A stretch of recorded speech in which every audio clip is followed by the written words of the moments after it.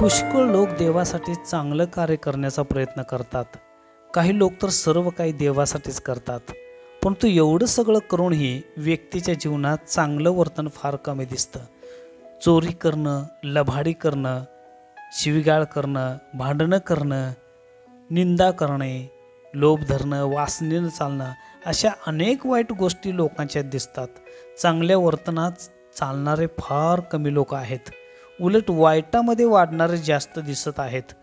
आजच्या काळामध्ये तर आम्ही कोणावर विश्वास ठेवायचा हेच आम्हाला कळत नाही. ह्याचं कारण काय असेल तर लोकांना खरा देव कोण आहे आणि देवानं काय केलं आहे हे माहीत नाही.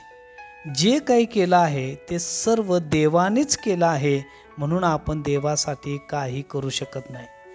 जर आपण देवासाठी काहीतरी करतोय किंवा त्याला आपण काहीतरी देतोय तर देवापेक्षा आपण श्रेष्ठ आहे. जो देवापेक्षा स्वतःला श्रेष्ठ समजतो तो पापात राहणार, वाईट वर्तनात राहणार आणि मेल्यानंतरही तो नरकात जाणार.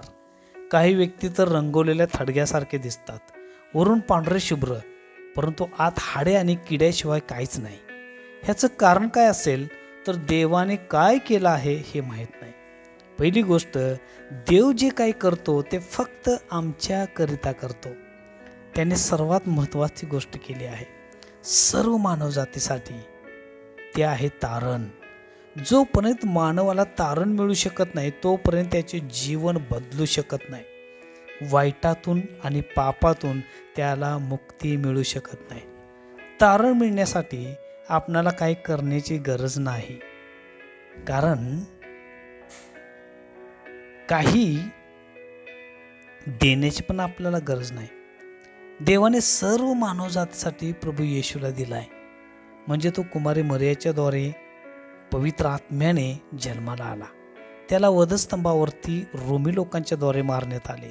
त्याला कबरेमध्ये गाडण्यात आले आणि तिसऱ्या दिवशी तो पुन्हा मरणातून जिवंत झाला आहे आणि सर्व लोकांच्या देखत स्वर्गामध्ये घेतला गेला.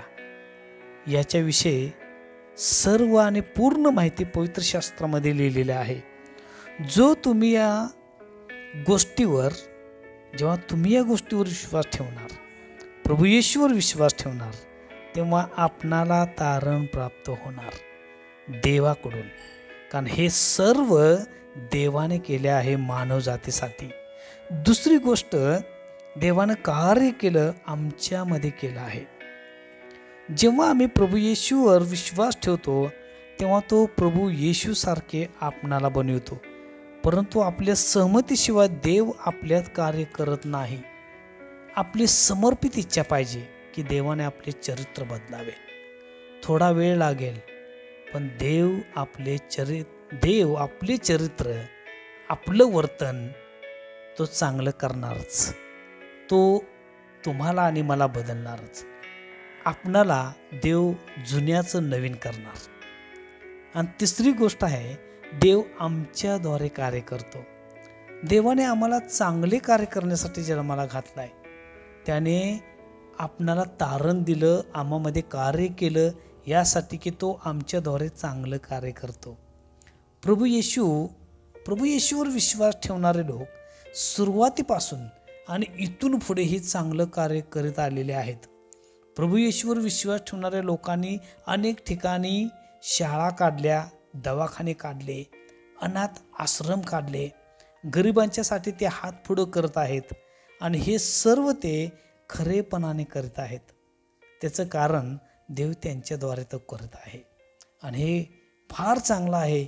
खरंच हे अगदी फार चांगलं आहे.